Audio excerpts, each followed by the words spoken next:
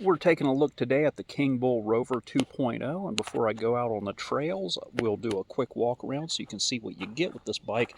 And this bike is really well built. You've got that Kingbull quality, and you've got some premium components on this bike. One thing that really stands out at a glance is you've got this D&M rear suspension here, and this does make for a very, very nice ride on off-road and trails and things like that. We've got 180 millimeter hydraulic disc brakes, and they are Zoom branded brakes. We've got some nice controls here. I like these nice big padded handlebar grips here, and they're the nice round grips. They're not those waffle pattern grips that a lot of cheaper bikes come with. We've got a nice big bright headlight. Let me turn that on. Nice big bright headlight, but it is pretty bright out here, so I don't think you're going to really be able to appreciate just how bright that headlight is. We do not get a tail light or turn signals with this bike, unfortunately, so it is what it is. Back to suspension, we've got triple crown forks up front, and those things do a great job of absorbing dips and bumps in off-road trails as well. And we've got compression and preload adjustment with that as well. We've got CST BFT 26x4 fat tires, and these are nice once you get them rolling. They really economize your battery efficiency. And speaking of battery, it mounts flush in the frame. It's a 48 volt 15 amp hour battery, and you got your key to unlock it here, and it just pops out and pops back in very easily. Over here we've got a charge port, so if you don't want to remove the battery, you can still charge it on the bike.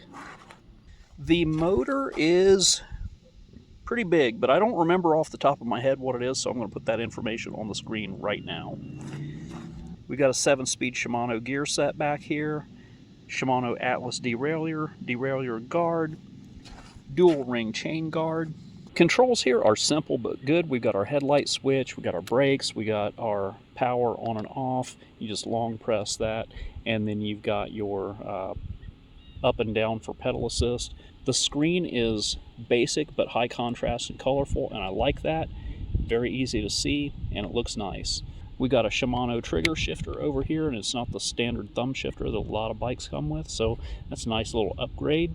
Overall, very nice bike, very well built bike, a lot of premium components. The only thing that I really wish it had is I do wish it had a rack, a tail light, and I would probably change the seat out. This seat is fine for trips of like under 20 miles, but if you do a lot of riding, you're going to want something a little bit wider, a little bit more cushy, but on shorter rides, this is just fine. Let's take it out on the trail and see what it can do. Before I head out to the trails, I wanted to test this bike's rear suspension over some really rough terrain here. So we've got this beat up parking lot and then some grass up here, some off-road, some gravel. So I'm going to test this out and see how well this bike absorbs dips and bumps and things like that. But here we go. I'm starting off in pedal assist level 5, so I'm going to be hitting this stuff pretty hard.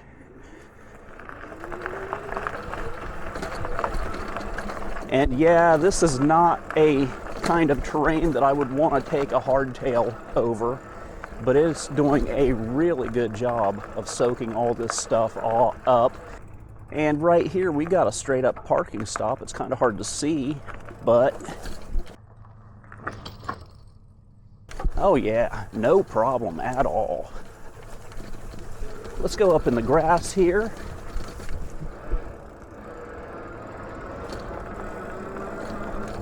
Over a bump.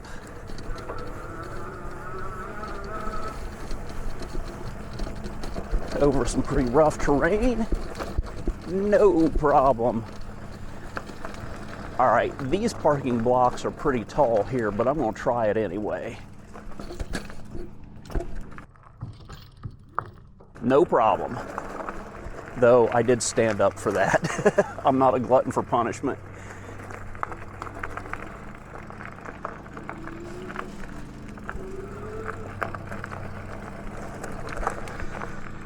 So one thing to keep in mind, even though your suspension will clear heavy bumps like that, no problem, if you go over something like a parking bump, what you want to make sure is that you have your pedals balanced out like this, because even though the suspension will clear it, your pedal will drag over a really tall parking bump if you got it in the down position like that.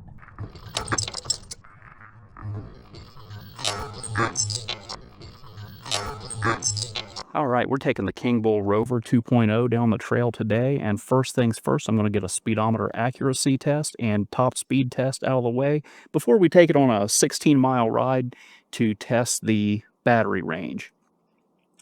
But here we go, pedal assist level 1, and I'm taking off now, not pedaling, and under the bike's own power, it gets up to a speed of about 9 miles per hour, 10 miles per hour, and it looks like the speedometer is accurate with GPS. So going up into level 2.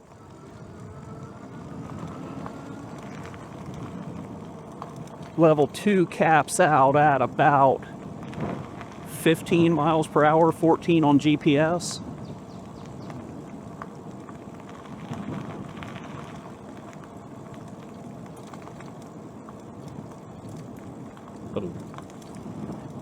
Up into level 3.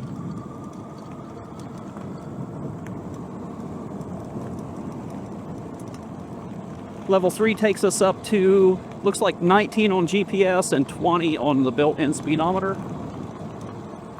Level 4. Okay, so this bike is a Class 2.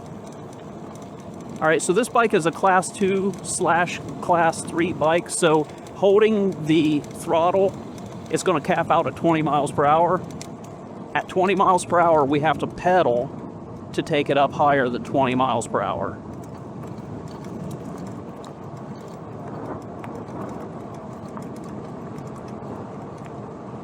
And it looks like level 4 is taking us up to about 23 miles per hour.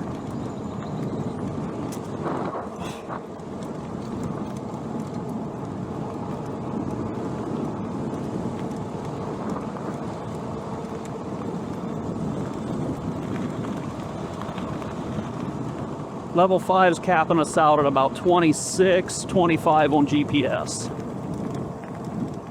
All right, so with our speed test and speedometer accuracy test out of the way, I'm going to go down 8 miles, turn around, come back 8 miles, and see where our battery life is at after that 16-mile ride. And I'm going to do this in pedal assist level 3, and I'm going to be pretty much holding the throttle, but I'm going to do some casual pedaling, as this bike is actually set up for pedaling.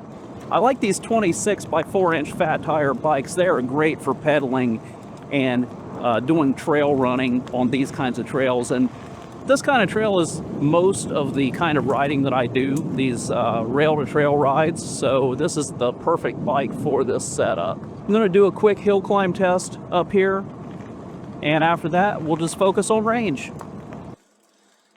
I'm going to knock out our hill climb test here, and as I approach this hill, keep in mind it's pretty steep. Look at how steep the hill is right now, not when we get up on it, because these action cameras flatten these hills out.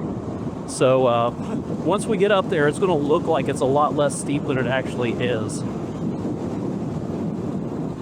I imagine this bike is going to crush this hill climb test without any problems, because it's pretty torquey and it seems to want to take off pretty well. But here we're coming up to the base of the hill. I'm going to do a full stop right here,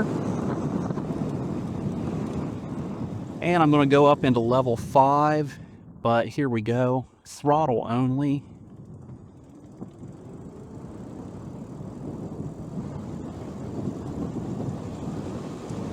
The bike weighs 80 pounds and I weigh 190, and it is climbing this hill without any problems whatsoever. It's holding about 16 miles per hour. It's dropped down to 15, now 14. And yeah, it made it up to the top of this hill without any problems whatsoever. And now I'm going to turn around and get back on the trail, because as I have said many times before, I don't like being on these country roads on an e-bike. See how fast we can get up to with the downhill advantage.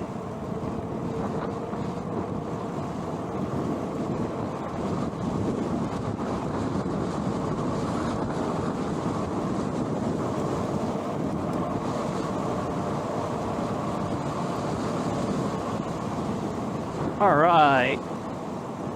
Looked like it hit about 33 on the downhill, but downhill don't count. Back to the trail, and from here on out, we will focus on the range test. This bike rides really nice. It's got that nice rear suspension right underneath the seat, and it really does a great job of absorbing all of the dips and bumps that I'm running into. And this part of the trail here is pretty bumpy. It's also got these triple crown forks, so those do an excellent job of absorbing a lot of the dips and bumps as well. I like the nice wide handlebars. They're very comfortable, though it looks like I have them just a little bit out of alignment. That's on me. I can straighten those up when I get home. Now, with the massive suspension upgrades on this bike, with the triple crown forks and the midpoint suspension, that's going to add extra weight to this bike, and this bike is not lightweight. It is a 80-pound bike, so once you get it rolling, e-bike weight doesn't matter, but lugging it around, it is pretty heavy. That does help it ride nice, and it feels planted as I'm riding. As far as range goes, this thing has a 48-volt, 15-amp-hour battery, and I don't remember what the specs on the motor are. I'm going to put those on the screen right now. But with this thing having 26x4 fat tires, once you get the bike rolling, it's pretty good at making efficient use of that battery life. Once you get it rolling, it kind of relies on its own momentum and doesn't really take a lot of energy to stay rolling, so that's good. The bike has really great 180mm zoom hydraulic disc brakes, and they are really good brakes. Other features, the bike has a nice big bright headlight, though no tail light and no turn signals. The one thing I feel like this bike is really missing that would make it complete is a rear rack, though you can pick a rack up for like 20 or 30 bucks at Walmart, so not a super big deal there. I've seen this kind of display on other Kingbull bikes, and I really like this display a lot. It's nice and colorful and high contrast and easy to read. This is a pretty big bike. It's not going to be for shorter riders, so keep that in mind. I'm 5'10". It's probably going to accommodate riders down to like 5'7", 5'6" at the lowest, if I had to guess. And it's going to be a comfortable ride for anybody up to 6'2", if I had to guess. And when you get past that, you're going to start getting cramped. All right, we are coming up on the 8-mile mark, Eagle Hill up here. And at this point, we have dropped 1 bar out of 5 on the battery meter. I was going to pedal for a good chunk of this ride, but some of my gear got in my way, and I've just been relying on throttle. So we've dropped 1 bar out of 5, and the bike has done pretty much all of the work in those 8 miles. So I'm going to turn around and go back now, talk about my final thoughts, and when we get back, we'll see the results of the final range test. But as far as my final thoughts go, I think the bike is built really well. It looks good. There's a lot of premium components on this bike, and I think you do get your money's worth out of it. Anyway, thanks for watching. That's it for now. I'll see you next time, but stick around till the end of the video if you want to get a good idea of about how far this battery is going to be able to take us on a charge. All right, we're coming up on the end of the ride. We got about a half mile to go. When I get back there, this time of night, the mosquitoes are really going to be swarming me, so I'm going to hop off the bike and get the bike loaded up and get out of here. But anyway, as far as our range goes, this says we're at 16 miles. That's probably off just a little bit, because when we get back to the beginning, which is like another half mile from here, that's when we're going to be at a true 16 miles. But where we're at right now is at 2 bars out of 5, and that's about what I would expect it to be. I weigh 190 pounds, the bike weighs 80 pounds, and the bike did most of the work for this entire ride, so that's the kind of range you can expect out of this bike.